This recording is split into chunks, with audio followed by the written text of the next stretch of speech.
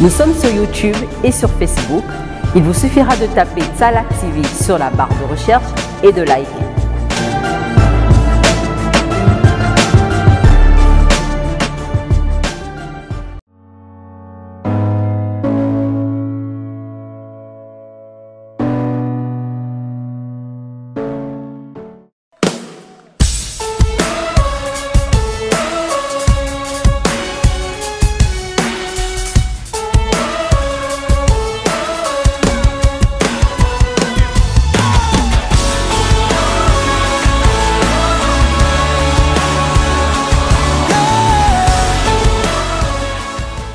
Bienvenue à Digital Business School, la première école supérieure des métiers du web au Gabon.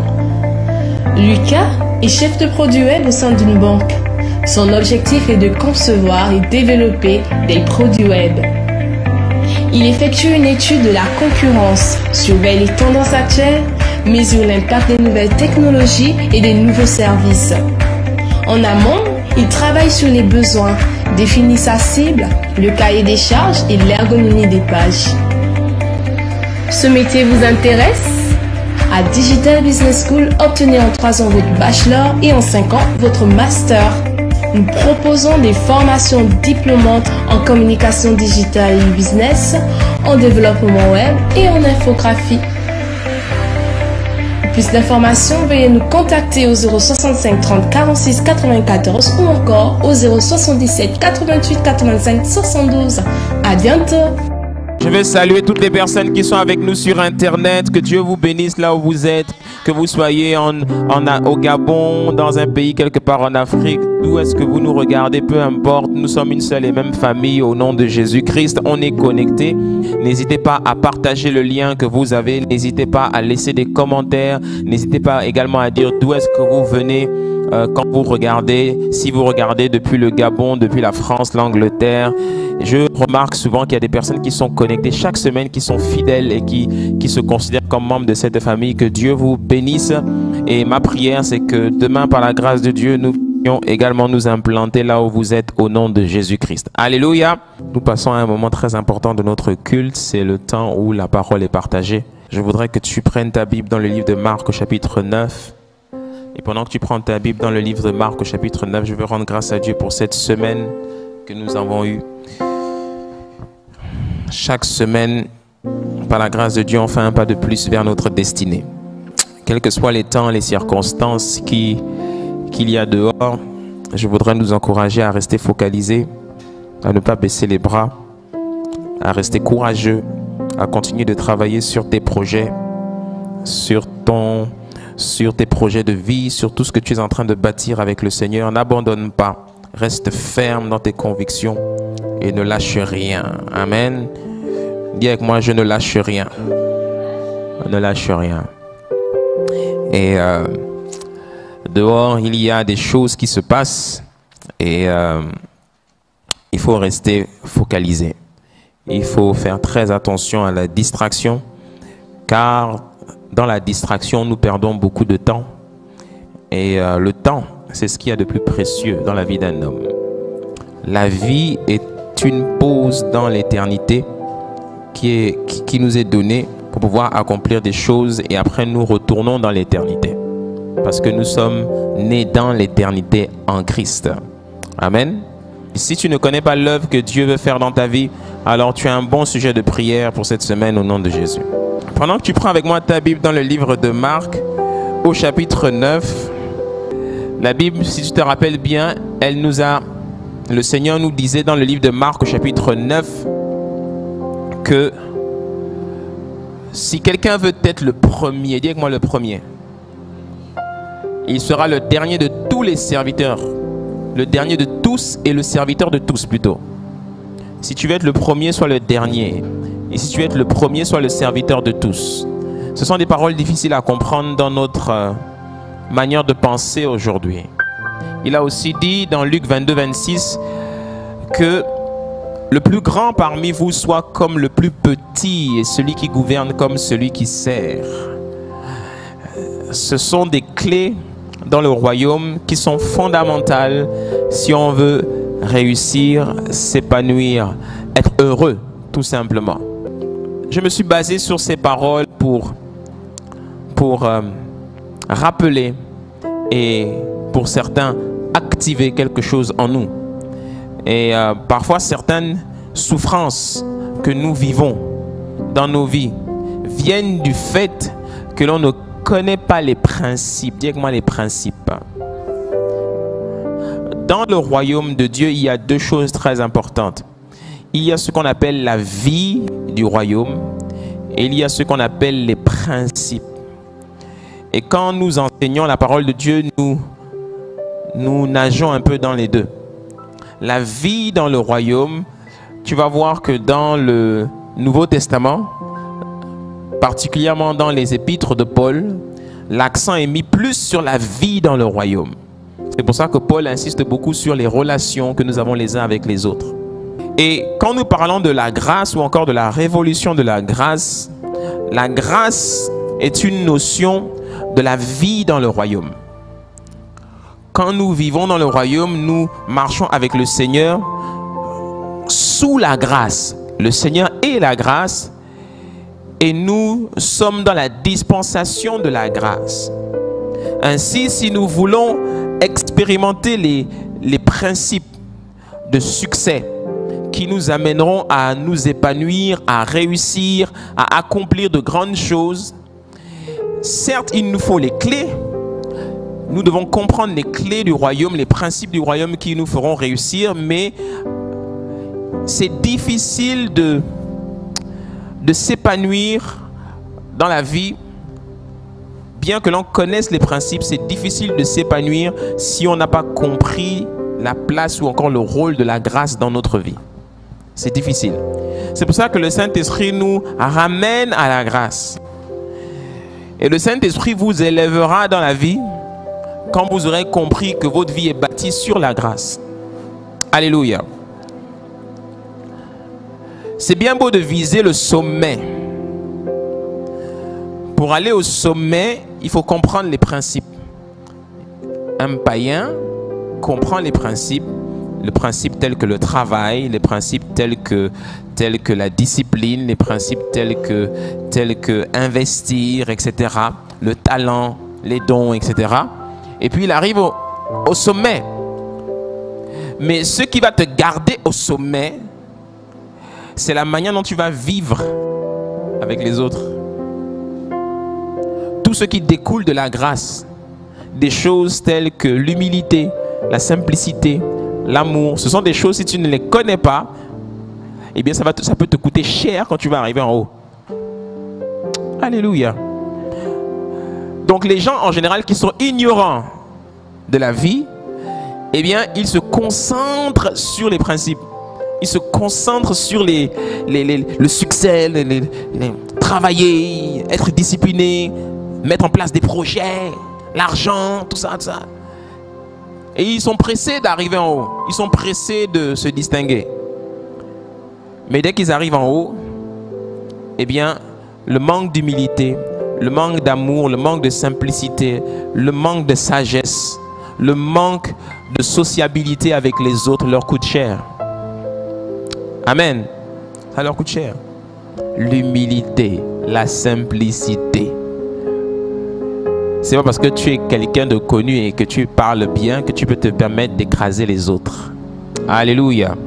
Et Jésus-Christ dit que celui qui veut être le premier, qu'il soit le dernier, et celui qui veut être grand, qu'il soit le plus petit. Celui qui garde toujours en tête que je ne suis pas grand, je suis petit. J'ai la semence de la grandeur en moi, mais je suis petit. Je laisse Dieu faire de moi quelqu'un de grand. Alléluia. Aujourd'hui, je vais attirer ton attention sur... et si tu te remarques bien, il y a aussi Marc 10, quand il continue la conversation, il va répéter à nouveau cette parole. Celui qui veut être grand, qu'il soit le serviteur, et celui qui veut être le premier, qu'il soit l'esclave. Là, Jésus utilise un autre terme, le terme d'esclave. L'esclave, c'est celui qui donne sa vie pour les autres. Et aujourd'hui, j'attire mon attention sur la fin de son propos, au verset 45. Et c'est ce sur quoi notre message va être basé aujourd'hui. Il dit: le Fils de l'homme est venu non pour être servi, mais pour servir et donner sa vie en rançon pour les autres, pour beaucoup. Amen. Jésus-Christ est pour nous un modèle. Et le modèle par excellence que Jésus-Christ nous a donné, c'est d'être au service des autres. Amen. Si tu veux aller loin dans la vie, sois au service des autres. Tourne-toi vers quelqu'un et dis-lui ça. Si tu veux aller loin dans la vie, sois au service des autres.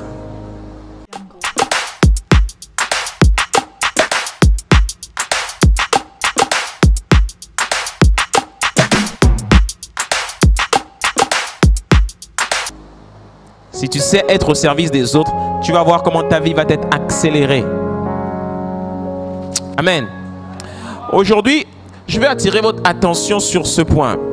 Servir avec l'esprit d'excellence. Dis avec moi l'excellence. Aujourd'hui, j'attire ton attention sur l'importance de servir avec excellence. Pourquoi? Parce que tout simplement, l'excellence, c'est un peu une suite de l'enseignement que j'avais donné l'année dernière. L'excellence se trouve dans le service, le bon service, le bon service. Le bon serviteur, c'est celui qui comprend ce qu'est l'excellence. Et pour cela, je veux te demander de prendre ta Bible dans le livre de Colossiens au chapitre 1er. Dans le livre de Colossiens au chapitre 1er, il y a un passage extrêmement important qui met en lumière un trait de caractère de Christ. Et tu vas comprendre pourquoi Christ leur a dit dans le livre de Marc chapitre 10 au verset 45 que le Fils de l'homme en effet est venu non pour être servi mais pour servir. Alors qu'avant, juste avant, il leur disait celui qui veut être grand, qu'il soit le premier. Celui qui veut être le premier, qu'il soit le plus petit. Le serviteur de tous. Donc, Colossiens chapitre 1er, voici ce qui est écrit. Au verset 15.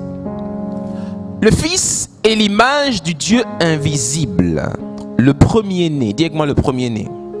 J'aime ça. Le premier-né de toute la création. En effet, c'est en lui que tout a été créé dans le ciel et sur la terre, le visible et l'invisible, trône, souveraineté, domination, autorité. Tout a été créé par lui et pour lui. Il existe avant toute chose. Dis avec moi, avant toute chose. Et tout subsiste en lui. Il est la tête du corps. Dis la tête du corps. Qui est l'Église. Il est le commencement. Dis avec moi le commencement. Le premier-né d'entre les morts. Afin d'être en tout le premier. J'ai envie de créer un business avec ce nom. Premier. Il est le premier-né de toute la création. Il existe avant toute chose. Il est la tête. Il est le commencement. Premier-né d'entre les morts. Afin d'être en tout le premier. Hey. Le jour où tu as expérimenté ta rencontre avec Christ, tu as expérimenté une rencontre avec le premier. Pas le premier de la classe. Celui qui est premier en tout.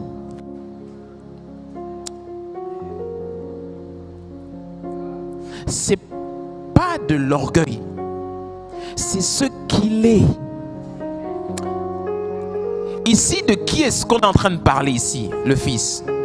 On parle de Christ, le Fils du Dieu vivant. Amen. Et tu vas voir que celui que l'on appelle le premier, Christ, il y a quelque chose en particulier qui s'est passé lorsque tu l'as rencontré. Le jour de votre conversion, celui qui est le premier là, Jésus, son esprit, dis avec moi son esprit. Celui qui crie en nous Abba Père, dit Paul. Cet esprit, l'esprit de Christ, celui que l'on appelle le premier, est venu habiter en nous. Il est venu habiter en moi. Donc si l'esprit du premier habite en moi, il y a quelque chose de particulier qui s'est passé. Il y a eu une union qui s'est faite. Regarde, je vais te démontrer ça. Dis avec moi le premier. Dans Romains chapitre 8 au verset 10, il est écrit: si Christ est en vous, le corps, il est vrai à cause du péché, mais l'esprit est vie à cause de la justice. Et si l'esprit de celui qui a ressuscité Jésus d'entre les morts habite en vous, celui qui a ressuscité Christ d'entre les morts rendra aussi la vie à vos corps mortels par son esprit qui habite en vous. Donc, le Saint-Esprit habite en moi. Ok? Le mot habiter vient du grec oikeo, qui veut dire demeurer dans ou encore habiter dans quelqu'un et l'influencer depuis l'intérieur. C'est ça que veut dire oikeo. Donc le Saint-Esprit m'influence depuis l'intérieur. Le Saint-Esprit, c'est qui? Le Saint-Esprit, c'est l'Esprit de Jésus. Ce ne sont pas deux personnes, c'est la même personne. Ils ont juste des noms différents, c'est tout. Mais c'est la même personne. Mais je vais plus loin. Paul va plus loin. Parce que quand tu vas plus loin, tu découvres dans 1 Corinthiens 3,16 que Paul nous pose une question. Il dit: ne savez-vous pas que vous êtes le temple de Dieu et que l'Esprit de Dieu habite en vous, de oikeo? Et dans 1 Corinthiens 6 au verset 17, il dit: cet esprit qui habite en vous, le jour où vous vous êtes approché de lui, le jour où vous avez accepté que l'évangile vienne s'établir dans votre vie, ce jour-là, il s'est passé quelque chose. 1 Corinthiens 6, 16 et 17, ne savez-vous pas que celui qui s'unit à la prostituée est un seul corps avec elle? Il prend une image. En effet, il est dit: les deux ne feront qu'un. Mais celui qui s'unit au Seigneur est un seul esprit avec lui. Regarde, Paul est en train de nous dire quelque chose ici. Quand un homme va vers une femme, il se passe quelque chose. Il entre dans la femme. Et ce moment d'union, ils sont une seule et même personne. Paul dit c'est la même chose avec l'Esprit de Dieu. Le jour où l'Esprit de Dieu est entré en toi, il a joué le rôle de l'époux. C'est pour ça que dans la Bible, on nous appelle l'épouse. Nous on est l'épouse. Et c'est l'époux qui entre dans l'épouse. Et l'époux qui entre dans l'épouse, les deux deviennent une seule et même personne, une seule chair, un seul être. Si tu mets ta main ici, tu vas sentir les battements de ton cœur, n'est-ce pas? Si tu mets ta main sur ici ou ici, tu peux sentir un de tes os, n'est-ce pas? Parce que les os et ton esprit, c'est deux choses différentes, le corps et l'esprit. Mais le Saint-Esprit est venu s'unir avec ton esprit. Donc, il n'y a plus de ressenti. Il est toi et tu es lui. Celui qui s'unit avec le Seigneur, version de la Bible française courant, dit: il devient spirituellement un avec lui. Donc, dis avec moi, spirituellement un.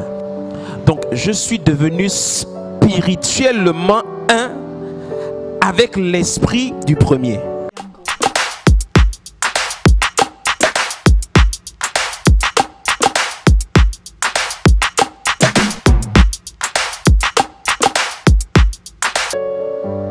Dis avec moi, avance, pasteur.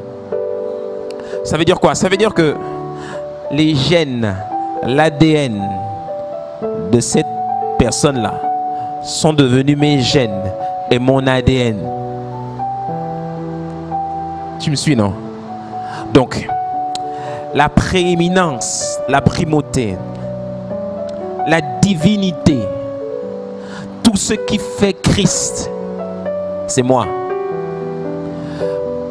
Dans notre perception des choses, et c'est pour ça que nous n'expérimentons pas le surnaturel avec lui, c'est que dans notre esprit, nous faisons la différence entre lui et nous. comme mon os et ma chair, mon cœur et mon esprit. Non. Tu es un avec lui. Donc spirituellement, lui et moi, nous sommes une seule et même personne, nous sommes un seul être. Donc ses gènes, son ADN, son identité, ce qu'il est, c'est ce que je suis. Voilà pourquoi, à partir d'aujourd'hui, quand tu lis ta Bible, tous les passages comme celui que nous venons de lire dans Colossiens, où on te parle le Fils, Christ, il est le premier en tout et tout. Arrête de voir quelqu'un d'autre. En fait, c'est toi.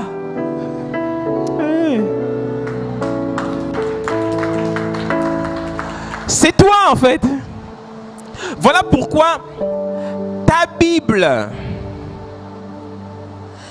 Bible, c'est un miroir qui te renvoie qui tu es. La Bible ne nous parle pas de quelqu'un d'autre. La Bible nous parle de nous. Regarde. Prends avec moi le livre de Romains, chapitre 8. Regarde, je te montre quelque chose très rapidement. Livre de Romains, chapitre 8. On va lire à partir du verset... À partir du verset 29. Non, 28. Nous savons du reste que toute chose concourt au bien de ceux qui aiment Dieu, de ceux qui sont appelés selon son dessein. Amen. Car ceux qu'il a connus d'avance, il les a aussi prédestinés à quoi? À être semblables à l'image de son Fils, afin que son Fils fût le premier-né entre quoi? Fut le premier-né entre plusieurs frères. Ça veut dire quoi? Il n'y a aucune différence entre lui et moi. Tu me suis?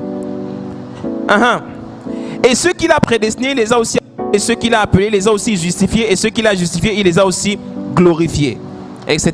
Que dirons-nous donc à l'égard de ceux, etc., etc. Donc, je suis semblable à lui. Donc, quand je lis ma Bible, quand je lis Colossiens chapitre 1 verset 15, le Fils est l'image de Dieu invisible. Il est le premier-né de toute la création. Il est le commencement de toutes choses. Tout a été créé par lui et pour lui. Jésus est en train de marcher avec ses disciples. La Bible dit qu'il eut faim. Il voit un figuier. Et il voit qu'il n'y a pas de fruits. Que plus jamais de fruits ne sortent de toi. Le figuier sèche. Et puis il continue son chemin. Les autres disent, pourquoi? Comment tu fais ça? Il était en train de leur dire que ça, c'est ma création. C'est à moi. Au son de ma voix, il sèche. Ainsi, quand je marche avec Christ, c'est pour ça que Paul, les autres, ils étaient extraordinaires parce qu'ils avaient intégré ça dans leur esprit.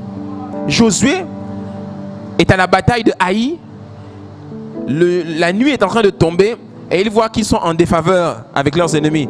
La Bible dit quoi? Qu'il regarda le ciel et il parla au soleil. Soleil, arrête-toi! Les gens disent, tu fais quoi? J'ai dit au soleil de s'arrêter. Et la Bible dit que le soleil s'est arrêté et Dieu, on n'a jamais vu Dieu agir aux paroles d'un homme comme il l'a fait au temps de Josué. Il était dans l'Ancien Testament. Et le Saint-Esprit lui a dit, celui qui est en toi là, il est le premier-né de la création. Tu entends, non? Tu peux parler au soleil, il va s'arrêter. Ainsi, je peux parler au soleil, je peux parler à la lune, je peux parler à la pluie, je peux parler au vent. Il est en train de dormir dans une barque et la tempête est en train de souffler. Et là, les disciples se mettent à crier en disant, Seigneur, nous coulons. Il se réveille et il dit, silence, tais-toi. Et la tempête s'arrête. Qui est celui qui parle même au vent et à la pluie?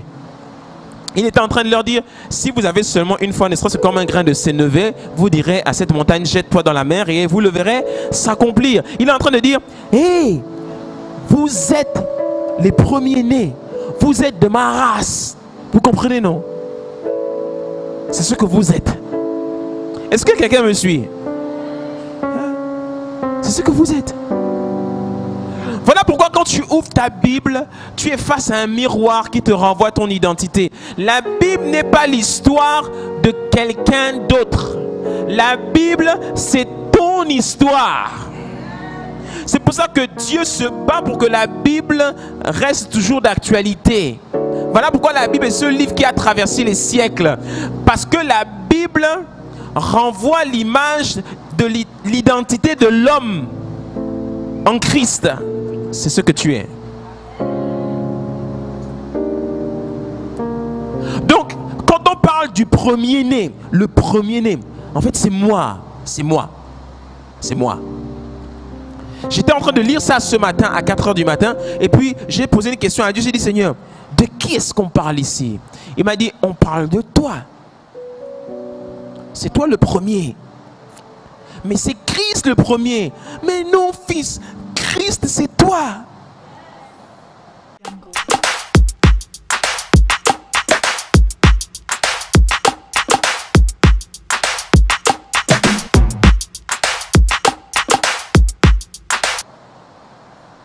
Voilà pourquoi Satan a peur de l'Église. L'Église est le bras armé de Dieu sur la terre. Les gens qui composent l'Église, quand ils vont comprendre qui ils sont, qu'ils ont la prééminence, mais le diable a le coche au corps. Voilà pourquoi un jour j'étais là devant le Seigneur, j'ai dit, Seigneur, pourquoi est-ce qu'ils ne comprennent pas? Ainsi, chaque fois que tu te comportes comme un misérable, comme un moins que rien, comme un mendiant, tu n'es pas en train de refléter le fils que tu es. Ton père, c'est le grand roi. J'étais en train de lire l'histoire du couple là, du couple anglais là. Parce que j'étais sur internet en train de surfer et puis j'ai vu qu'ils ont fait une émission chez Oprah Winfrey. Comment il s'appelle encore? Harry et mais là vous connaissez, hein? Harry et Meghan, voilà. Et puis j'étais en train de lire la synthèse un peu de l'interview qu'ils ont donnée. Et puis elle a accusé la famille de racisme parce que la reine a été dérangée de. Enfin, il y a eu des discussions au sujet de la couleur de leur enfant métisse, parce qu'en fait elle est métisse, cette femme, elle n'est pas blanche, elle est métisse, donc elle est black, plutôt bien entretenue pour paraître blanche, mais elle est black, ok? Et donc leur enfant est black, leur enfant est noir, et ce qui a dérangé la famille royale, c'est qu'un nègre vienne intégrer la famille royale. Donc, elle a fait des sous-entendus là-dessus et c'est aujourd'hui un scandale que la famille royale soit accusée de racisme. Tu vois? Et pourquoi le père Harry a-t-il choisi de prendre sa femme et son enfant et sortir de cette famille? Parce qu'il ne veut pas que son enfant grandisse dans un environnement où on va le traiter de nègre, de moins que rien. Il veut montrer à sa famille que tous ces privilèges-là, ce n'est rien. Je sais qui je suis. Et tu sais, je peux renoncer à tous les privilèges, mais je reste le prince. Il reste le prince. Parce qu'il y a une filiation dans le sang. Donc ce n'est pas une affaire de voiture ou de titre ou de couronne. Il reste le prince Harry en fait. Et comme il veut que son enfant soit conscient de cette identité-là, il ne veut pas que son enfant grandisse autour de gens qui vont le traiter comme un esclave. Et il a dit, je prends mon enfant et ma femme et je les sors de là. C'est pour ça que les gens pensaient qu'en sortant de là, il disparaîtrait, il chuterait. Au contraire, il en est sorti grandi et il est devenu encore beaucoup plus populaire. Alléluia. Il a démontré à sa famille que je sais qui je suis. Je peux ne plus habiter à Buckingham Palace, mais je reste le prince Harry. Et il continue à être le premier. Et là, il dit quelque chose dans l'interview qui va me choquer. Il dit, ma femme et moi, on a eu quelques petites difficultés financières. Donc, on a dû jouer de nos relations et on a décroché 2 contrats. Et là, la journaliste dit, ah oui, le contrat avec Netflix et puis Warner Bros. Il dit, oui, mais il fallait bien que je sécurise ma famille. J'ai dit, contrat avec Netflix et Warner Bros. Il est plutôt bien sécurisé, lui. La prééminence, c'est quoi la prééminence? Jésus est le premier. Et quand Jésus est venu s'unir à moi, à toi, la Bible dit que nous sommes devenus spirituellement un. Le mot spirituellement un ou encore un seul esprit vient du grec kolao. C'est de kolao qui est sorti coller ou encore lié fermement, cimenté. S'unir fortement à quelqu'un, surtout dans une union sexuelle. Nous sommes devenus un. Donc quand on parle du premier-né de toute la création, on est en train de parler de toi. Est-ce que tu as compris ça? Si tu as compris, fais ça avec moi. J'avance. Maintenant, je te pose une question. Comment est-ce que j'entretiens la culture de la prééminence au quotidien dans ma vie? Est-ce que c'est en travaillant? Est-ce que c'est en allant à l'église? Eh bien, j'entretiens la culture de la prééminence dans ma vie. Premièrement, en étant conscient en permanence que Christ est en moi. Quand je dis la conscience permanente de Christ, c'est quelque chose de très important. Nous sommes en train de parler de servir. Dans tout ce que je fais, dans mes comportements, dans mes relations avec les autres, dans mon travail, dans mon emploi, dans mon comportement avec les autres au quotidien, la manière dont je parle, la manière dont je sers.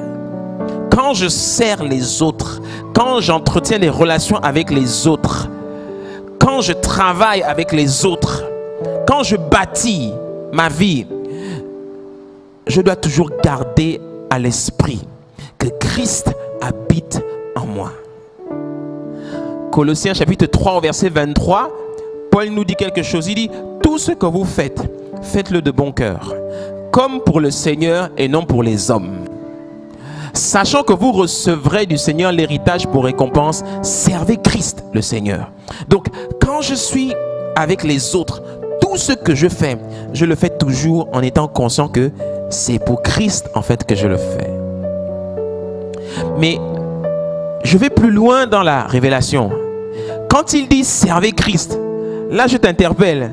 Ne dis pas je sers mon prochain, mais en fait je sers Christ. Non, Christ est devant toi. Christ, c'est ton prochain. Ton prochain, il est Christ. Donc, il est Seigneur. Donc, quand je suis devant Sandra, je suis en train de parler au Seigneur. Je ne travaille pas avec Sandra en me disant que je sers le Seigneur qui est ailleurs. Non, je sers le Seigneur qui est en elle. Vous me suivez, non? Donc, tant que je serai conscient que le Seigneur est en elle et qu'en fait, elle est le Seigneur, je vais toujours le faire avec révérence. C'est pour ça que Jésus-Christ dit, aimez-vous les uns les autres, c'est à cela que l'on reconnaîtra que vous êtes mes disciples. Donc, le disciple aime son frère, l'autre disciple, parce qu'il voit dans le disciple Christ, en fait. C'est pour ça que l'amour que les disciples avaient les uns pour les autres était un amour débordant. C'est pour ça que je ne peux pas dire que j'aime profondément le Seigneur et puis avoir du ressentiment vis-à-vis de l'autre, en fait. Je te dis que le message sur l'amour que je vais donner le mois prochain va être terrible. Alléluia. Si je suis avec mon frère, si j'ai un problème avec mon frère et que j'ai de la difficulté à lui demander pardon ou à m'excuser ou à lui pardonner, c'est que dans mon esprit, il y a un problème pour le Seigneur. C'est que dans mon esprit, je le vois lui et je vois Dieu ailleurs. Mais si je vois Dieu en lui, si je vois Christ, si je vois qu'il est le Seigneur, c'est comme si tu as péché et puis on te dit demande pardon à Dieu. Pourquoi je devrais lui demander pardon à Dieu? Dieu c'est qui pour moi? Quitte là. Les gens vont dire, oh, toi tu parles comme ça devant le Seigneur. Dès qu'on a péché, oh Seigneur, celui qui a péché, tu vois les gens se lever, ils viennent devant l'estrade. Oh Seigneur, pardonne-moi. Oh, pardonne-moi, pardonne-moi. Ouvre les yeux. Il est où Jésus? Mais tu demandes pardon à qui? Jean n'a-t-il pas dit? Comment pouvez-vous dire que vous aimez le Seigneur que vous ne voyez pas et que vous détestez votre frère que vous voyez? Tu vois? Donc, tu vas voir que le meilleur moyen d'aimer le le Seigneur, de connaître le Seigneur, c'est en regardant ton frère et ta soeur. Donc j'ai pas besoin de beaucoup prier. Tu vas voir que quand tu vas comprendre toutes ces choses-là, tu n'auras plus besoin de prier. La foi, en fait, cessons de prêcher l'évangile. Soyons l'évangile. Cesse de parler de Jésus. Sois Jésus. Quand tu as un problème avec quelqu'un ou quand tu es dans une situation avec quelqu'un, pose-toi toujours la question: qu'est-ce que Jésus aurait fait dans cette situation? Tu vas voir que quand tu vas te poser cette question, les choses deviendront beaucoup plus simples. Oui.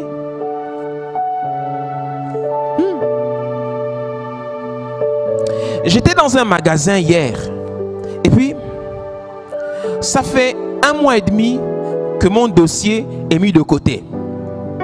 Et puis hier je suis sorti de chez moi, j'étais exaspéré. Exaspéré. Parce que on reléguait mon dossier au dernier rang. Et ça faisait 1 mois et demi que j'attendais ma connexion. Et puis je suis rentré dans le magasin. Il y avait des gens, j'ai fait la queue comme tout le monde. Et puis quand mon tour arrive, je viens. Et puis là, la dame dit: non monsieur, je comprends votre dossier, tout ça, blablabla, tout ça, tout ça, tout ça. J'étais très exaspéré, mais je suis pasteur. Donc, je dois garder mon calme et montrer l'exemple. Et ils savent tous dans le magasin que c'est le pasteur Luc Ondias. Donc, je dois faire preuve d'humilité, de simplicité, tout ça là. Tu vois, non, je suis un exemple, tout ça. Donc, je suis là. Bonjour, bonjour, vous allez bien? Ça va, ça va. Pasteur, je vais appeler le monsieur. Et quand il appelle le monsieur, elle met le haut-parleur et le monsieur parle. On ne comprend pas pourquoi le dossier de monsieur Ondias n'est toujours pas traité, etc. Et ça fait 1 mois et demi, etc., etc. Donc, quand est-ce que vous allez traiter le dossier? Et là, il a répondu: oh, d'ici 1 semaine ou 2 semaines, je le mettrai quelque part dans mon planning. D'ici 1 semaine ou 2 semaines, je le mettrai quelque part dans mon planning. Mais tu me prends pour qui? Et là, je me suis posé la question: qu'est-ce que Christ aurait fait dans cette situation? Tu sais, quelle est l'image qui m'est venue à l'esprit? C'est quand Christ est rentré dans le temple et puis il a vu les marchands. La Bible dit qu'il a pris le fouet. Hey, sortez d'ici! Mon ami, j'ai dit à la dame: donnez-moi le téléphone, donnez-moi le téléphone. Je lui ai arraché le téléphone des mains. Donnez-moi le téléphone. Et puis j'ai commencé à gueuler sur le monsieur. J'ai dit: mais vous prenez pour qui? Il a dit: pardon pasteur, vous prenez pour qui? Je l'ai remis à sa place. Et puis il a dit: non, vous n'avez pas le droit de me parler comme ça. J'ai dit: j'ai le droit de vous parler comme ça parce que je suis le client, monsieur. Je suis le client. La femme était là. Ouh. Je te l'ai parlé, presque insulté. Et quand j'ai fini, j'ai dit: demain, lundi matin, 8h, je dépose un courrier à votre direction générale et je vais m'assurer d'expliquer en détail tout ce qui s'est passé et je vais citer vos noms. Je suis rentré chez moi. Quand je suis rentré chez moi, il n'était même pas 18h, mon téléphone a sonné. Bonjour, vous êtes monsieur Ondias? Oui, nous passons chez vous lundi matin à 9h. D'accord? J'ai dit oui, c'est bien.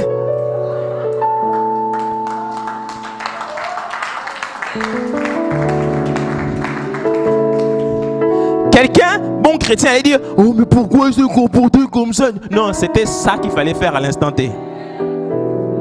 Il y a des gens qui ne comprennent que par la menace et la force. Alléluia. Donc les pasteurs ont le droit aussi de s'énerver dans les magasins, oui.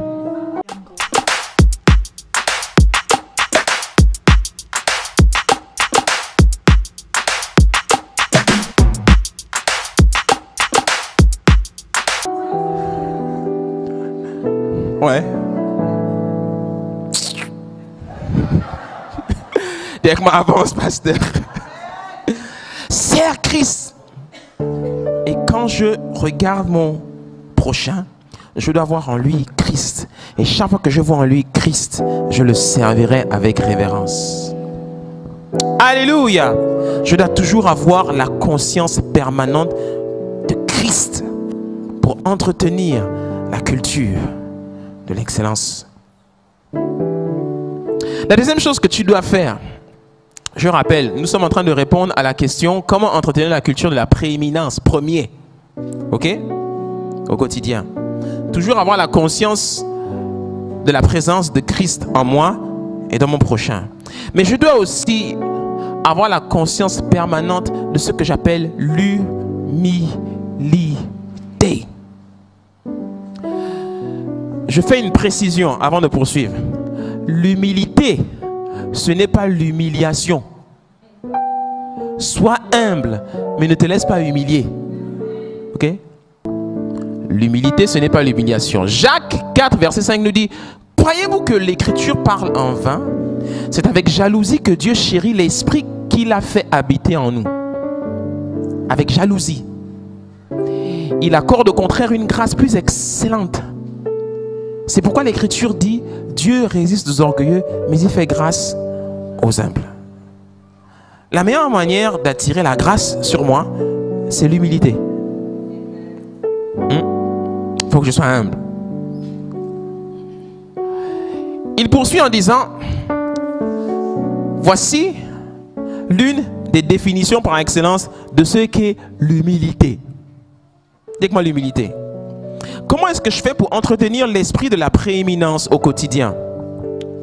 En me rappelant sans cesse l'importance d'être humble dans mes relations avec les autres. Pasteur, c'est quoi l'humilité? L'humilité a beaucoup de définitions. En voici une. Premièrement, soumettez-vous à Dieu. Dites que moi je dois me soumettre. Soumettez-vous à Dieu. Résistez au diable. Résister au diable, c'est être humble. Se laisser faire par le diable, c'est être orgueilleux. Ça vous fait rire, c'est vrai? Résister au diable, c'est être humble. Et il fuira loin de vous. Approchez-vous de Dieu et il s'approchera de vous. Ça, c'est l'humilité. C'est toi qui dois t'approcher. C'est pas lui qui doit s'approcher. Oh, le Seigneur m'a fait mal. J'ai été vexé. Et puis quoi encore? Je ne pars plus à l'église. Le Seigneur doit venir me chercher à la maison. Et puis quoi encore? Mais Dieu va rester à sa place. Tu vas mourir à l'enfer, c'est pas son problème. C'est toi qui dois t'approcher. Même dans la vie de tous les jours, quand tu es face à un aîné, c'est toi qui dois t'approcher.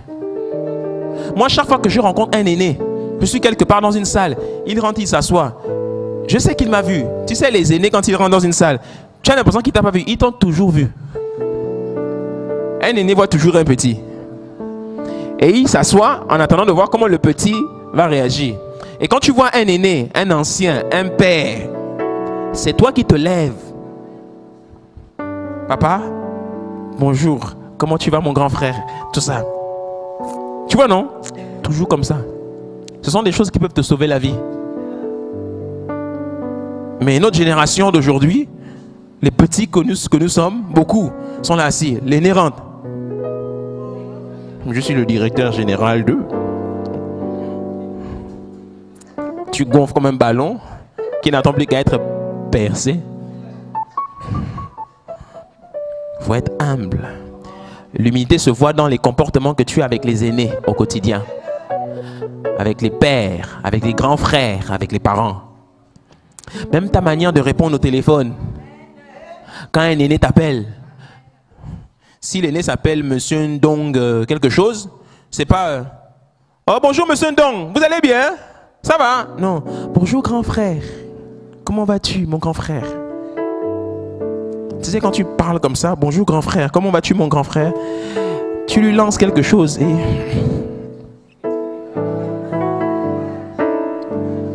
et puis là, qu'est-ce que je peux faire pour toi? Bonjour mon grand frère, ça va? Tu sais comment il va répondre en général? Il répond toujours, ça va mon petit.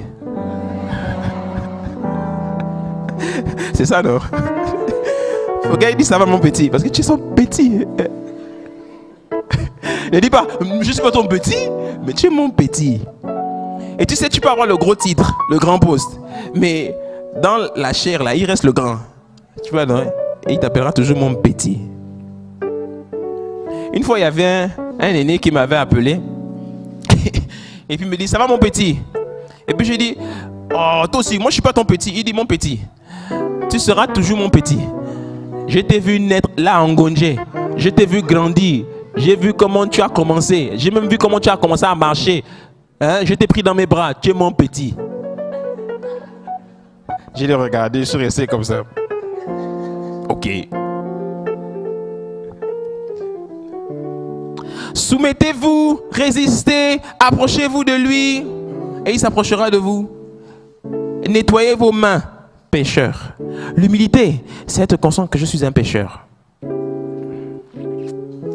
C'est être conscient que je ne suis qu'un pécheur. C'est pas je fais la force avec la pulsion. Quand il y a la pulsion, je dois reconnaître que j'ai des pulsions. Et puis je vais dans la présence de Dieu, Seigneur, j'ai des pulsions. Pardonne-moi. Délivre-moi de cela, Seigneur. C'est pas je suis là, ça va aller, ça va aller. Mais tu as les pulsions.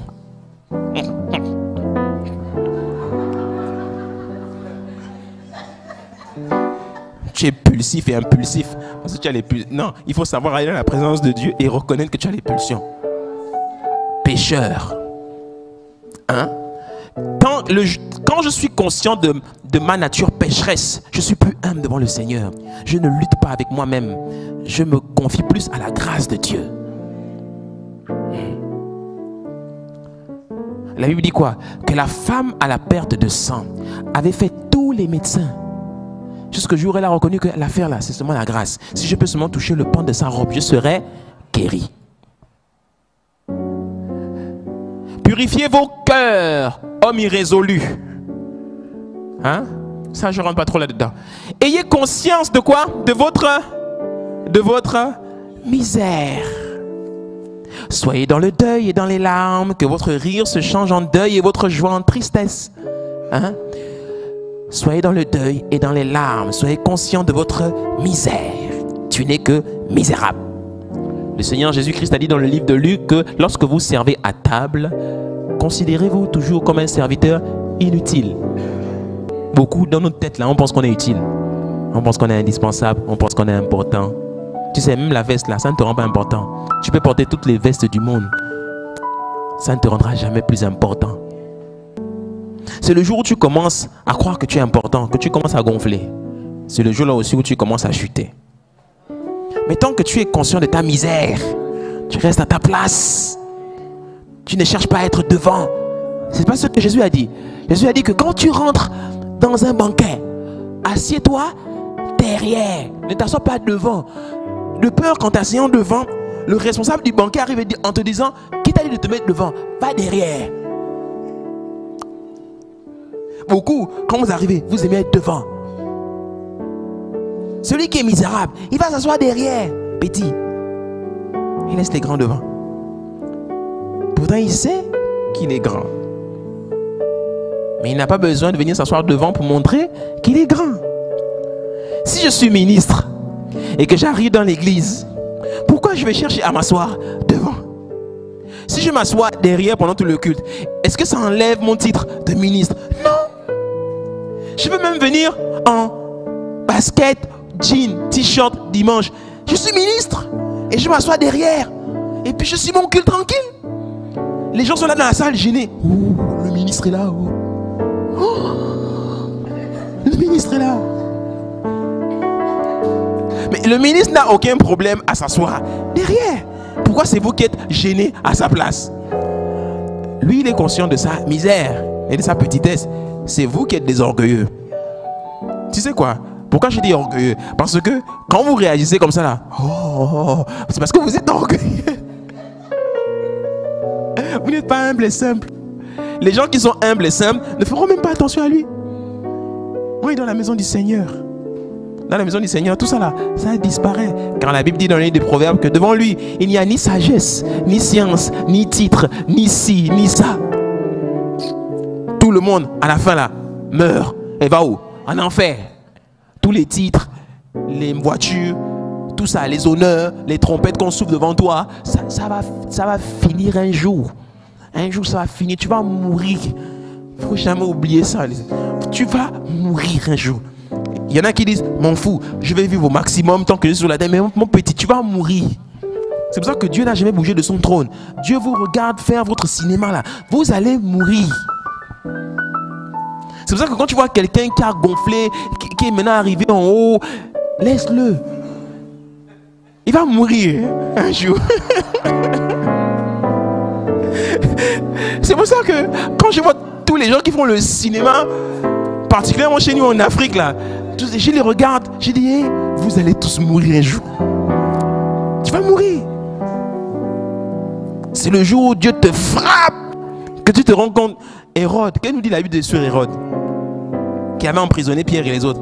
La Bible dit que le peuple était en train d'acclamer Hérode. Et parce qu'il n'avait pas rendu gloire à Dieu, un ange l'a frappé parce qu'il n'avait pas rendu gloire à Dieu. C'est-à-dire que même dans sa méchanceté, là, Dieu s'attendait à ce qu'il lui rende gloire. Depuis qu'il était méchant, Dieu ne l'avait pas frappé. Mais c'est le jour où les gens l'ont acclamé lui et qu'il n'a pas rendu gloire à Dieu, il a fait je reçois. L'ange l'a frappé. Faites attention dans les églises où on vous dit, dis avec moi, je reçois. Faites attention avec ça. Tu reçois quoi? Rends. On ne dit pas reçois la gloire, on dit rends la gloire à Dieu. C'est pour ça que vous avez vu depuis un certain temps, je ne dis plus je reçois. Je ne dis plus ça ici. Tu reçois quoi? Rends la gloire. Je reçois. Tu vois ça dans les médias. J'ai vu une vidéo comme ça sur internet. Ils sont là. Ils étaient en train de prêcher sur l'argent. Oh non, déjà, reçois. Donc tu vois maintenant le batteur. Reçois. C'est bien une danse. Reçois. Et là, je regarde, je fais Seigneur. Et ils sortent de là, ils ont tellement reçu qu'ils sont maintenant consumés et gonflés. Alléluia. Sois humble. Philippiens 2:3, il nous donne encore un autre principe sur l'immunité. Ne faites rien par esprit de rivalité ou par désir inutile de briller, mais avec humilité, considérez les autres comme supérieurs à vous-même. Supérieurs. Tant que je suis conscient que l'autre c'est Christ, je le considérerai toujours comme supérieur à moi. Et je le servirai avec révérence et excellence. Comment entretenir la prééminence au quotidien? C'est en étant conscient que les autres sont toujours au-dessus de moi. Ainsi, tant que je suis conscient qu'il est au-dessus de moi, je me considérerai toujours comme le dernier.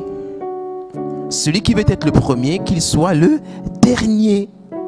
Donc si je me considère comme le dernier, et si toi en Christ tu te considères aussi comme le dernier, qui est le premier? Ben, le premier c'est toi. Et lui il répond, mais non, le premier c'est toi. Ainsi dans nos relations, si je te vois comme le premier et que tu me vois comme le premier, nos relations seront toujours excellentes. Mais dès que le moment où l'un des deux commence à dire, en fait le premier c'est moi, c'est là que les problèmes commencent. Dans le couple, les questions de mariage, dans la maison, qui est le dernier et qui est le premier? Les hommes vont dire c'est nous les premiers dans la maison. Parce que la Bible dit que l'homme est la tête du foyer. Mais qui t'a dit ça? Ah, mais c'est écrit dans la Bible. Ouais, ok, d'accord. Mais elle aussi, elle est la tête du foyer? Mais non. Elle est la femme? Non, elle est l'homme. Dis avec moi, avance, pasteur. Livre de Genèse, chapitre 1 au verset 26.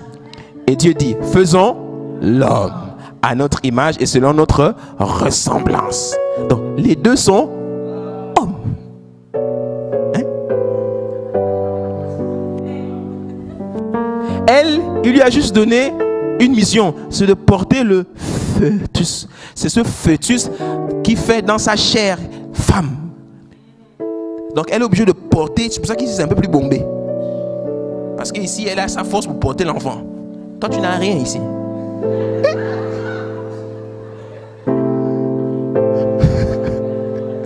Mais elle est homme, comme toi. Donc les deux sont hommes, les deux sont mâles. Sauf que l'un est resté mâle, l'autre est mâle plus fœtus, ça fait femelle. Mais les deux sont mâles. Donc quand on te dit, l'homme est la tête du foyer, tu regardes, elle dit, je suis homme, comme toi. Donc moi aussi je suis la tête, tu comprends, non? C'est compliqué. Non, c'est pas compliqué. C'est que quand tu es conscient qu'elle aussi a cette autorité dans le foyer là, tu vas la respecter. Pourquoi je dis ça? Arrête de regarder à la chair, l'homme, la femme, tout ça. Regarde Christ. Est-ce que on a dit il était monté sur un cheval blanc, son nom était le Seigneur des Seigneurs et le Roi des Rois et des Reines? Non. Et le Roi des Rois, parce que dans le royaume des cieux, il n'y a que des rois. Est-ce qu'on a dit que Dieu a des fils et des filles? Non, Dieu n'a que des fils. Dans le royaume des cieux, la femme n'existe pas. Il n'y a que des fils. C'est sur la terre là que les femmes sont manifestées. Mais dans l'esprit, on est tous fils. Dis avec moi, avance, pasteur. Donc, je suis une femme, certes, mais je suis avant tout fils de Dieu. Alléluia. L'humilité. Philippiens chapitre 2 verset 3, je te laisse aller méditer ça à la maison. Il a choisi de vivre dans l'humilité, etc. Et au verset 9, qu'est-ce qu'il nous dit? C'est pourquoi Dieu l'a élevé à la plus haute place et lui a donné le nom supérieur à tous les autres noms. C'était la clé. Tu vas être élevé. Sois humble. Le Seigneur nous a montré la voie. Quel que soit là où Dieu t'a établi, au travail, dans l'église, je ne sais pas dans quelle organisation, dans quel couloir Dieu t'appelle. Cultive l'humilité et tu seras élevé. 3, avant-dernier point, s'il te plaît, mets-moi un petit violon. Un tout petit violon derrière, s'il te plaît. La troisième conscience permanente que tu dois avoir, elle est très importante pour cultiver la prééminence au quotidien. La première place, c'est l'habileté. Sois conscient de tes habiletés, de tes dons. Il est écrit dans Proverbes chapitre 22 verset 28, l'un de mes passages préférés de la Bible: si tu vois un homme habile dans son travail, c'est au service des rois qu'il se tiendra. Il ne restera pas au service de gens obscurs. Parole de vie dit: regarde celui qui travaille bien, dis avec moi, bien travailler. Il pourra se présenter au service du roi au lieu de rester parmi les ouvriers qu'on ne connaît pas. Si tu veux qu'on te connaisse, travaille bien. Les gens qui travaillent bien, on les connaît. Dans le royaume de Dieu, les totaux n'ont pas leur place. Il n'y a que les premiers. Il faut bien travailler. Si on t'a confié un dossier au boulot, assure-toi de bien faire le boulot. Sans demander quoi que ce soit en retour. Fais bien le travail. On se souviendra de toi chaque fois que tu feras bien le travail. On se souvient toujours des meilleurs. Toujours. On vire toujours les tocards. Les meilleurs dans la boîte, on les vire jamais. On les garde toujours. Je t'assure. Si on a décidé de renvoyer les gens, qui sait, peut-être que tu faisais partie des meilleurs, mais une chose est sûre, les meilleurs, ils chôment jamais. Les gens qui sont bons, ils chôment jamais. La version anglaise dit: do you see a man skilled in his work? Un homme compétent. Skill veut dire compétent. Habile, c'est la compétence. Quelqu'un de compétent. Si aujourd'hui je te demande c'est quoi ta compétence, même quand tu fais ton CV, on te demande ta compétence. Tu vois, non? Quand tu exposes les différents postes que tu as occupés au cours de ta carrière professionnelle, tu es en train d'exposer tes compétences, ce que tu sais faire. Tu cherches du travail. Papa, tu cherches quoi comme travail? Maman, je ne sais pas. Tout ce que tu peux me donner. Oh, comment ça, tout ce que je peux te donner? Tu es compétent dans quoi? Tout. Tout. Du moment que je suis payé seulement à la fin du mois. Oh, même aller ramasser des caca des chiens, c'est une compétence aussi chez toi. Non, pas ça par contre, non. Qu'est-ce que tu sais faire? Tu sais faire quoi? Tu sais parler, tu sais coiffer, tu sais faire quoi? Et en général, c'est dans le domaine de compétences. C'est dans ton domaine de compétences que tu seras reconnu. Et les gens te paieront en retour naturellement selon la compétence que tu as. C'est pour ça que même quand tu fais même ton CV, parfois c'est bon aussi de mettre la compétence en dessus de ton nom. Chercheur, photographe, infographe, expert comptable, etc. Tu donnes ta compétence. Tu veux pas qu'on aille te mettre n'importe où. Tu vois, non? Si tu postules dans un poste et que tu cherches le poste de directeur administratif et financier, tu mets expert comptable ou bien, je sais pas moi, directeur financier ou je sais pas moi. Tu qualifies déjà ta compétence.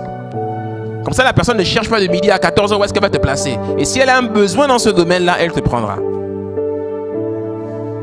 Quelle est ton habileté? Qu'est-ce que tu sais faire?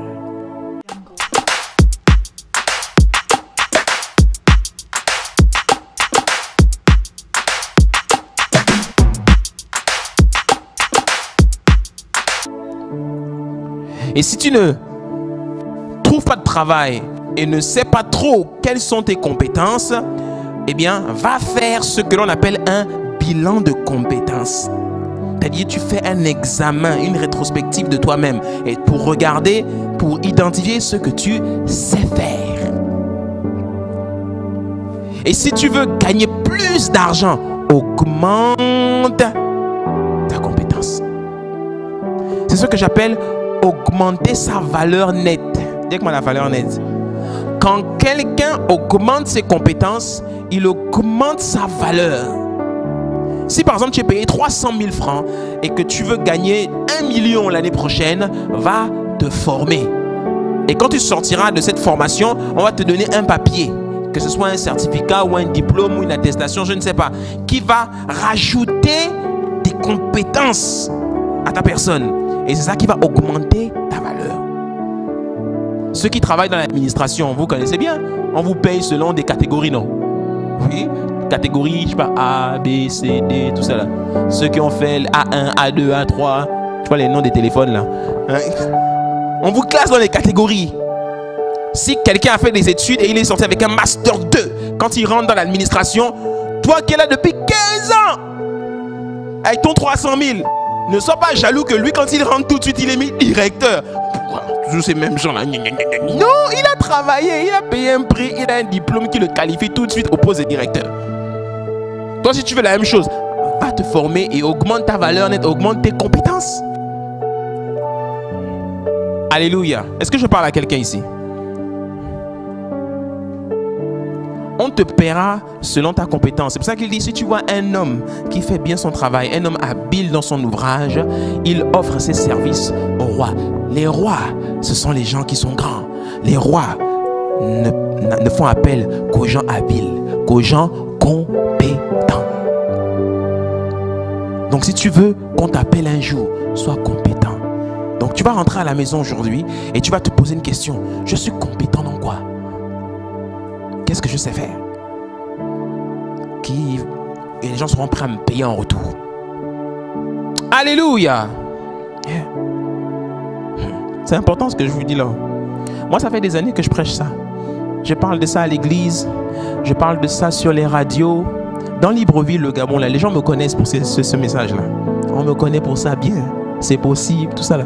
Quand je vais quelque part, les gens sont attentifs quand Luc Ondias parle de ces choses-là. Parce que les gens savent que Luc Ondias, sur ça, il est pertinent. Très pertinent. J'ai même écrit un livre dessus. Que tu n'as pas encore lu d'ailleurs. C'est pour ça que tu galères. Parce que tu ne veux pas prendre le temps de lire mon livre. Va lire mon livre. Je vais vous raconter une histoire. J'ai rencontré quelqu'un il y a quelques mois. Un homme d'un certain rang, hein, mais un bon niveau intellectuel. Il rêvait de rentrer dans une certaine organisation dans notre pays. Il a déposé les CV, tout ça. Mais jamais il a eu de retour. Et puis quand on s'est rencontrés, un jour, on a pris rendez-vous et puis on devait se voir. Et puis j'arrive au rendez-vous et je lui offre mon livre. Il dit, ouais, pasteur, tu m'offres ton livre? J'ai dit, oui, prends-le. Il a commencé à lire le livre. Il a lu le livre en 3 semaines, chrono. Fouf, il a fini le livre. Et là, il me dit qu'il est en train de le relire une deuxième fois. Lui et son épouse, ils lisent ça ensemble. Et il m'envoie des messages pour me dire, le livre est bien, tout ça, par la grâce de Dieu, c'est bien, super, que tu te bénisses, etc. Il dit, pasteur, ton livre a organisé ma vie. J'ai recommencé, j'ai mis en place ma liste de tâches au quotidien, mes objectifs à l'année, planification. Il est maintenant avec il dit non, les gros mots là, les planifications, objectivité, discipline, tout ça. Et il est parti un jour, il y a quelques jours, il est parti déposer son CV dans une grande institution de la place. Il a déposé là-bas. Il me dit qu'il est en train de rentrer chez lui. À peine arrivé chez lui à la maison, son téléphone sonne. Bonjour, oui, c'est telle personne. Monsieur, veuillez revenir ici tout de suite. Quand il est revenu, il a été reçu par l'autorité en direct, qui le reçoit avec un blanc. Et le monsieur le reçoit, il lui pose juste une question. Présentez-vous. Qui vous êtes? Il s'est présenté en 10 minutes. Il a exposé tout ce qu'il savait faire, etc. Bam, bam, bam, bam. Le monsieur répond, ça fait longtemps qu'on vous cherchait, monsieur. Ça fait longtemps. Ça l'a tellement touché. Et on lui a dit, monsieur, ne réfléchissez plus. Vous êtes embauché. Vous êtes embauché. Et là, il m'appelle. Il me fait le témoignage. Et il me dit quelque chose. Il me dit, pasteur, c'est à cause du livre là. C'est à cause du livre là. J'ai dit, gloire à Dieu. C'est un livre magique. Alléluia. Incompétence. N'oublie jamais ça. Et je termine. La conscience permanente d'être une solution pour les autres. Celui qui sert Christ, et celui qui se considère lui-même comme Christ, sait que partout où il va, partout où il est la solution. Un jour, un président américain a dit, ne te demande pas ce que ta nation peut faire pour toi. Demande-toi plutôt ce que toi, tu peux faire pour ta nation. On passe notre temps à se plaindre de ce qui se passe dans notre nation. La question que Dieu vous pose, c'est, toi, tu fais quoi pour ta nation? Hein? Un jour, quelqu'un avait un problème et une dame lui a répondu, oh vraiment que Dieu te fortifie. D'autres personnes autour ont commencé à dire, laisse Dieu où il est. Arrêtez vos affaires de toujours vos slogans chrétiens. Que Dieu te fortifie. Dieu, laisse Dieu. La solution au problème, c'est toi. Dieu va quitter son trône pour venir régler nos problèmes. D'ailleurs, depuis que vous existez, vous avez vu un jour Dieu descendre? Depuis que tu pries, Seigneur, je veux le travail, je veux le travail. Dieu dit la solution à ton problème, c'est que tu rédiges ton CV et que tu vas le déposer partout, tout. Et quand tu as déposé, quelqu'un va t'appeler. Mais arrête de prier là, en disant que moi, je vais aller déposer les CV à ta place. Tu n'as pas besoin de prier pour faire certaines choses. Si vous voulez régler un certain nombre de problèmes, réglez-le par vous-même. Faites-le vous-même. Dieu vous a donné une intelligence, des bras, des pieds, des mains. Et priez ensuite pour le surnaturel. Mais il y a beaucoup de choses que vous pouvez faire de vous-même. Partout où je vais, j'ai la conscience que je suis la solution. Joseph, dans le livre de Genèse, chapitre 41, on nous dit que les gens arrivaient de tout le pays en Égypte pour acheter du blé à Joseph, car la famine était forte partout. Joseph était la solution. Et toi aussi, je te vois être la solution au nom de Jésus. Sois la solution en 2021 pour les gens qui sont autour de toi. Tous les gens qui te côtoient, tu dois être une solution pour eux. Ça doit te hanter, te posséder. Je dois être une solution pour ma famille. Je dois être une solution pour mon pays. Je dois être une solution pour mon quartier, pour ma commune, pour ma ville. Je dois être une solution pour mon pays. Je suis la solution au problème. Et je dois réfléchir tout le temps pour savoir comment être la solution à leurs problèmes. Il y a beaucoup de pauvres ici au Gabon. Qui va les nourrir? Qui va les nourrir? Si personne ne se lève, vous allez tous mourir pauvres? Non, tu dois te lever pour régler le problème des pauvres. Il y a des malades. Il faut les guérir. C'est toi la solution. L'éducation dans notre pays. Cessez d'accuser le gouvernement que le gouvernement ne fait pas ci, ne fait pas ça, ne fait pas ci. C'est toi la solution. Pasteur, je fais comment? Ah, c'est la partie là. Lève-toi. Lève-toi et engage-toi pour régler le problème dans ce domaine qui te mine tant. Dis que moi je suis la solution. Oui. Ton voisin a de l'argent dans sa poche en ce moment. Il ne demande qu'une chose, c'est sortir cet argent et te le donner. Si en retour, tu règles son problème. C'est ça un leader. Un leader, c'est quelqu'un qui arrive dans un domaine et puis il identifie les problèmes et il décide d'être la solution à ces problèmes. C'est pour ça que Jésus-Christ a dit dans Matthieu chapitre 5 au verset 13 à 16, vous êtes le sel de la terre, vous êtes la lumière du monde. Et ce que j'aime, c'est vous êtes la lumière du monde. Une ville construite sur une montagne ne peut être cachée. Quand quelqu'un est la solution à un problème, il ne peut pas se cacher. On va le trouver. Lis le livre de Jean chapitre 6. La Bible dit que Jésus a fui. La Bible dit que les gens l'ont cherché toute la nuit. Et quand on l'a trouvé, on a dit, Rabbi, on t'a cherché toute la nuit. Tu étais où? Qu'est-ce qu'il a répondu? Il a répondu, vous ne me cherchez pas parce que vous croyez en moi. Vous me cherchez parce que vous avez mangé le pain et vous avez été rassasiés. C'est pour ça que vous me cherchez. Les gars, c'est qu'avec Jésus, on mange, mon petit. Quand les gens vont manger à leur faim avec toi, mon ami, ils ne vont pas te lâcher. Ils ne vont pas te lâcher. Ils vont t'aimer. Si tu vois que les gens te détestent, c'est qu'avec toi, quand ils sont avec toi, ils ont faim. Avec toi, les gens doivent être bien. Oui, dans ta présence, les gens doivent se sentir encouragés. Dans ta présence, les gens doivent se sentir galvanisés. Les gens doivent se sentir renaître dans ta présence. Dans ta présence, les gens ne doivent pas se sentir rabaissés. Dans ta présence, les gens doivent dire, non, la personne là, depuis que je l'ai rencontrée, ma vie est en train de changer. Oh, alléluia. C'est ça que les gens doivent dire quand ils te rencontrent. Tous les gens que tu côtoies. Hein? Regarde, la Bible dit quoi? Hein? On n'allume pas une lampe pour la mettre sous un seau. Au contraire, on la place sur un support d'où elle éclaire tous ceux qui sont dans la maison. Dans ta présence, les gens doivent être éclairés. Et il termine au verset 16. C'est ainsi que votre lumière doit briller devant les hommes afin qu'ils voient le bien que vous faites et qu'ils louent votre Père qui est dans les cieux. Parole vivante dit, c'est ainsi que votre lumière devra briller aux yeux de tous pour que ceux qui vous côtoient remarquent le bien que vous faites. Tu dois être remarqué. Et je te vois être remarqué cette année au nom de Jésus. Je vois quelqu'un être remarqué, distingué, élevé à cause du bien qu'il fait aux autres au nom de Jésus-Christ. Est-ce que je parle à quelqu'un ici? Lève-toi avec moi. Si tu penses que tu fais partie de ceux qui vont briller, qui vont être remarqués, lève-toi avec moi. On va prier. La conscience permanente de qui je suis, de mes compétences, de mes habiletés, de mon humilité, de ma simplicité, de qui est Christ en moi, le premier-né. Je suis le premier-né de toute la création. Et partout où je vais, je suis la lumière du monde. Cette lumière qui est appelée à briller. Un jour, je nous enseignerai sur la lumière qui est en nous. David a dit dans le psaume 24, l'Éternel est ma lumière.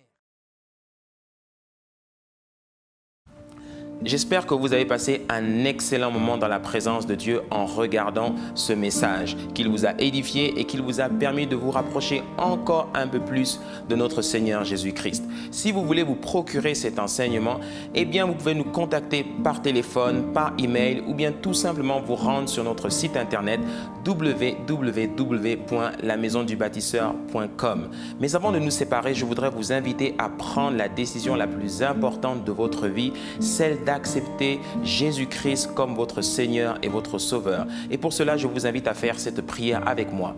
Seigneur Jésus, me voici devant toi. Je te demande pardon pour mes fautes et mes péchés. Aujourd'hui, je suis né dans le royaume de Dieu. Accorde-moi la grâce de marcher chaque jour selon ta parole et dans l'obéissance de ta parole. Au nom de Jésus-Christ. Amen. Bienvenue dans le royaume de Dieu. Maintenant que vous avez fait cette prière, méditez la parole de Dieu tous les jours. N'hésitez pas et continuez toujours de prier et restez toujours connectés à la présence de Dieu. Je vous aime et je vous dis à très bientôt. On est ensemble. Bye bye. Bienvenue à Digital Business School, la première école supérieure des métiers du web au Gabon. Lucas est chef de produit web au sein d'une banque. Son objectif est de concevoir et développer des produits web. Il effectue une étude de la concurrence, surveille les tendances actuelles, mesure l'impact des nouvelles technologies et des nouveaux services. En amont, il travaille sur les besoins, définit sa cible, le cahier des charges et l'ergonomie des pages. Ce métier vous intéresse? À Digital Business School, obtenez en 3 ans votre bachelor et en 5 ans votre master. Nous proposons des formations diplômantes en communication digitale et business, en développement web et en infographie.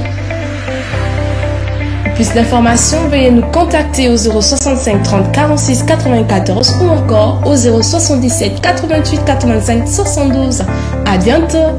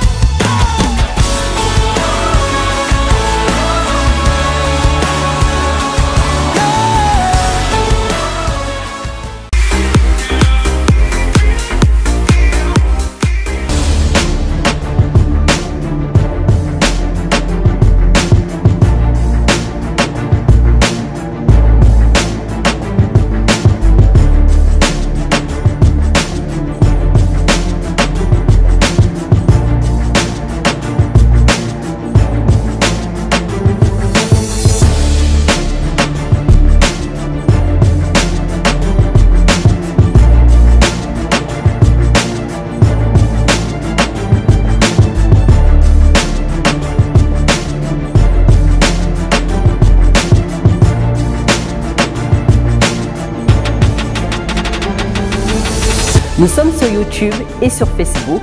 Il vous suffira de taper Tsalak TV sur la barre de recherche et de liker.